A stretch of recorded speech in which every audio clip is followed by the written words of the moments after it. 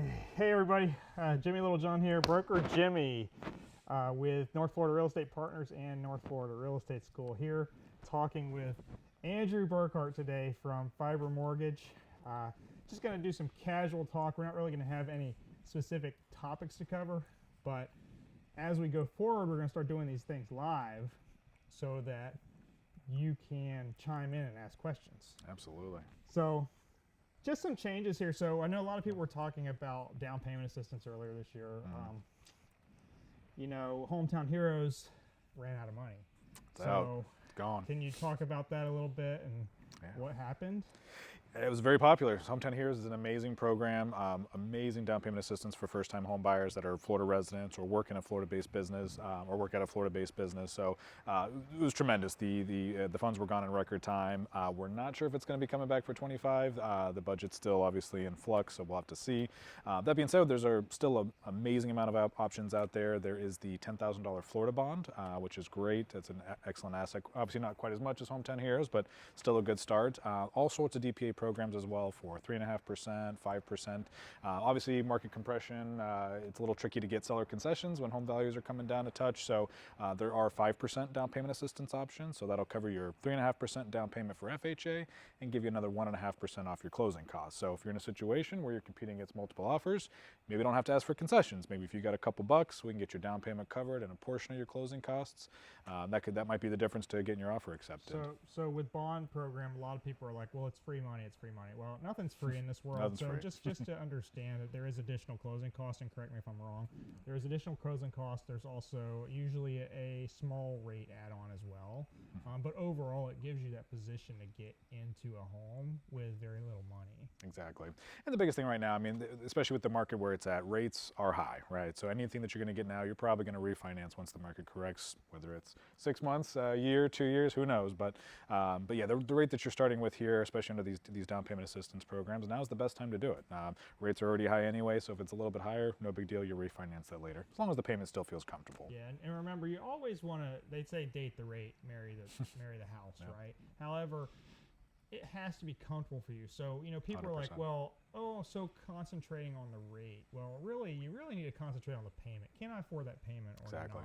Because a 2% drop in interest rate, yeah, it's going to affect you a lot. Is it going to happen anytime soon? No. Probably in fact,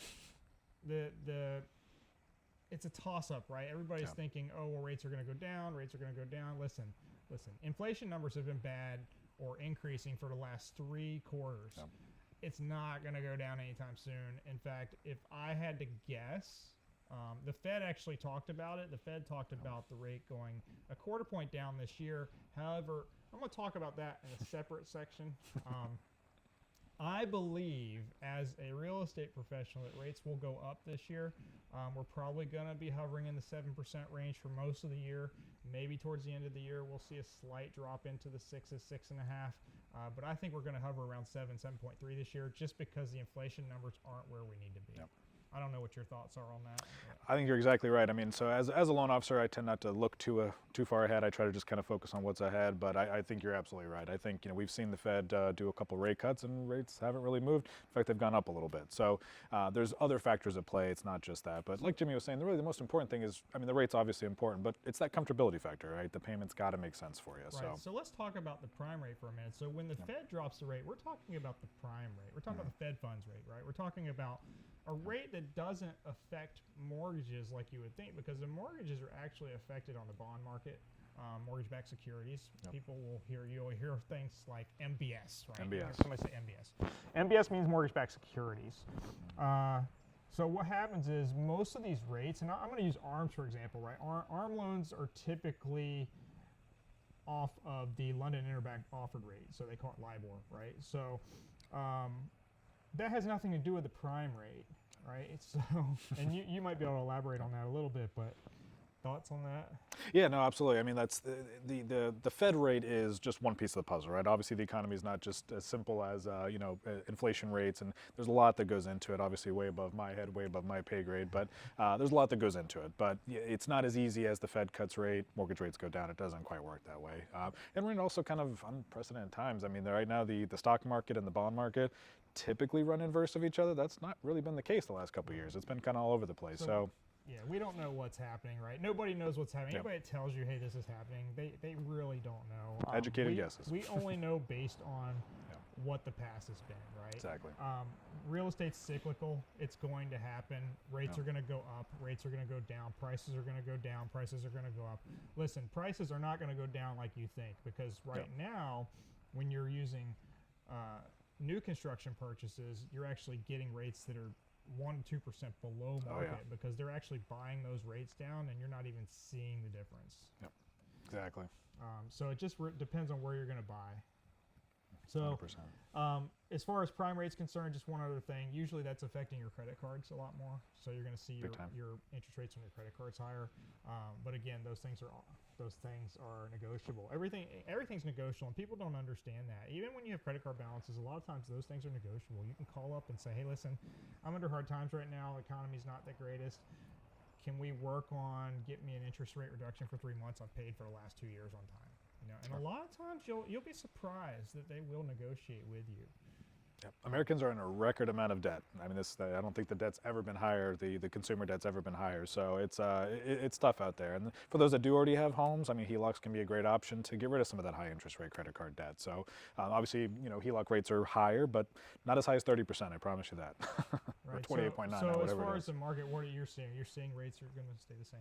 Rates, we fully anticipate rates to stay fairly consistent, at least through Q1 and Q2. We'll see what happens. Knock on wood. Maybe there might be something crazy that happens that sends them down or sends them up, but we anticipate them to remain mostly steady for Q1 at least. So those of you waiting there, listen, there's 50,000 people waiting to buy a house, right? Mm-hmm. There's 50,000 people waiting for prices to go down. There's 50,000 people waiting for interest rates to go down. Well, guess what? When interest rate goes down, prices don't go down, they go up. That's right. So right now there's reduced competition. There's plenty of inventory. There's a good chance to negotiate your price. Get in the house with no competition at a higher rate, refinance later. It's not going to cost you that much money. In fact, a lot of companies, and I don't know if you have any wholesalers that are doing it, but they're allowing you a one-time refi, like a recast of your loan. Have you seen any of that? Yeah, so recasting is always an option if you have extra money that you want to throw at it to get your payment down. Of course, refinancing is always an option. But yeah, there's definitely some companies out there that are offering, like no-cost refis. Of course, always shop. Always talk to a mortgage broker if you can. Try to get a couple loan estimates to compare. That's the thing right now, too. Everyone's hungry for business. So now is the best time to get the best deal possible. So let's talk about mortgage broker for a second. Yeah. So what's the difference? Like if I go to a lender, like my credit union or like Bank of America, for example, what's the difference with working with a mortgage broker? Yeah. I mean, I think it's better, but I want your 100%. Well, I mean, I'm definitely a little biased myself, but direct lenders only offer their one set of rate sheets, right? That's the only thing that they offer. They do everything, right? So they're doing mortgages, they're doing cars, they're doing credit cards, they do a little bit of everything, and they're okay at all of them.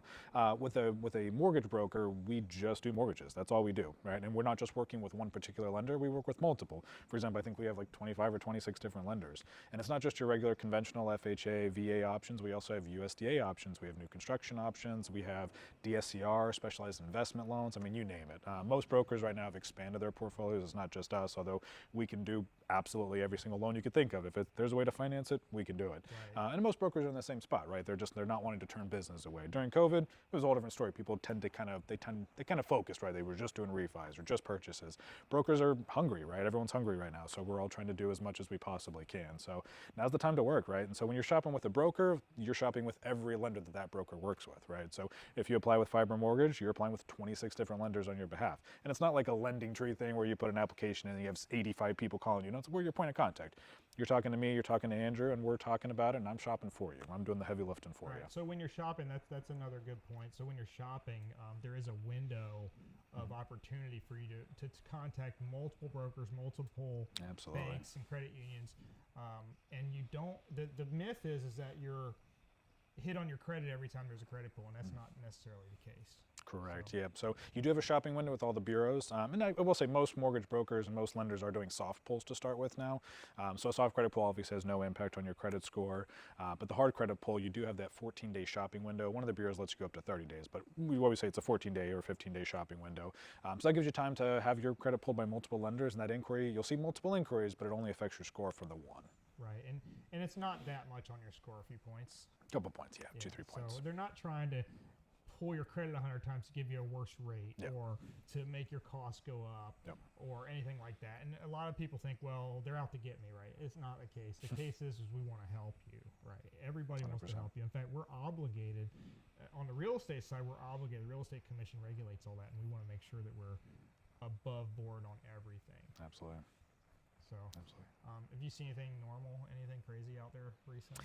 I mean, it's all crazy. It's the Wild West out there, but no, like it's absolutely now is the best time to buy. I mean, well, the best time to buy was 20 years ago, but the next best time is today. So it's that's the thing right now. There's very little competition, especially with Hometown Heroes being out of funding, right? That's less competition, right? It's great when Hometown Heroes comes back, but the problem is you might qualify for it. Well, so do 5,000 other people that are also coming out to shop. Are we seeing any second mortgages coming out? Oh yeah, a lot of the stuff like that for down 100%. payments? Yep. So the down payment assistance, at least most of the ones out there right now that are affordable, are going to take the form of a second mortgage.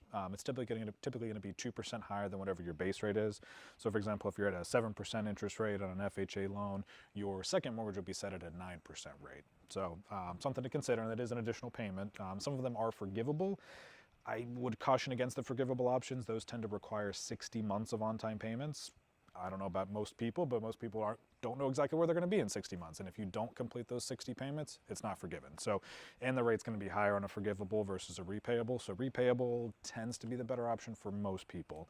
And then of course, we'll just plan a refi later. But again, number one thing is always to make sure that when you're closing, make sure that payment's comfortable. Don't ever try to think, oh, well, next week I'm getting a raise, or next month I'm going to get a raise and it'll be comfortable then. No, it's got to be comfortable now. So basically you can get into the house with almost no money. And that's the thing, like where it takes 2-3 months rent, or 2 or 3 times rent income, right? Income for rentals, right? You have to pay first and last month's rent, security deposit. If your rent's $2,500, you might be paying $7,500 to move into an apartment on a 12-month lease, where they're going to raise the price or payment a year from now, right?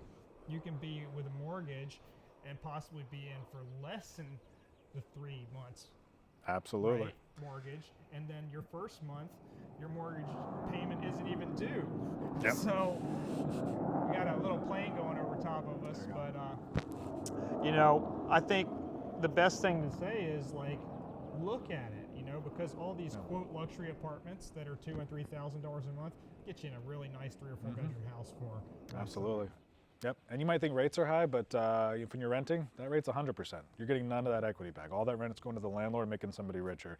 Whereas, paying a 7 or 8%, it's not great compared to the 3% you might have saw during COVID, but I tell you, that 8% is a lot better than 100% interest. I bought my first house, let's just say 20 years ago. My interest rate was 7.25% on a government loan, which was FHA. If I would have waited for the rate to go down, I would have waited for 10 years. 10 years, And that house was $280,000 10 years later. It's crazy. So why would I wait to have a higher payment? Exactly. It doesn't make sense. That's right. Anyway, we're going to leave it. We got a lot of air traffic tonight. We're over by the airport, so got a lot of air traffic, and it's kind of loud. Not sure if you can hear it in the background, but we want to go ahead and leave it with that, and then we'll have a few of these sessions. Like I said, we're going to start going live, so if you have any questions, come up with them. Put some comments on the video so that we know what you'd like us to talk about. I'm also going to post everything on YouTube, so it's Broker Jimmy on YouTube. Just look me up there, and I'll put a link in the comments as well. Love to talk to you anytime. I'll have my cell phone number on there as well, so call us, talk to us, text us. Absolutely. We got lots of free time. Call us. Right. And again, I'm Jimmy Littlejohn, broker for North Florida Real Estate Partners. I'm also the owner of North Florida Real Estate School. I'd love to have you in one of my classes as well. I'm teaching licensing every month this year. So if that's something you're interested in, hit me up on Messenger, hit me up on chat, wherever you can get a hold of me on text. And then, again, he's Andrew Burkhart. Andrew Burkhart with Fiber Mortgage, 904-386-0827. Call me literally anytime. That's what I'm here for. Yeah, my number is 904-477-4005. You can call the school directly as well, 904-540-2080. Have a great day.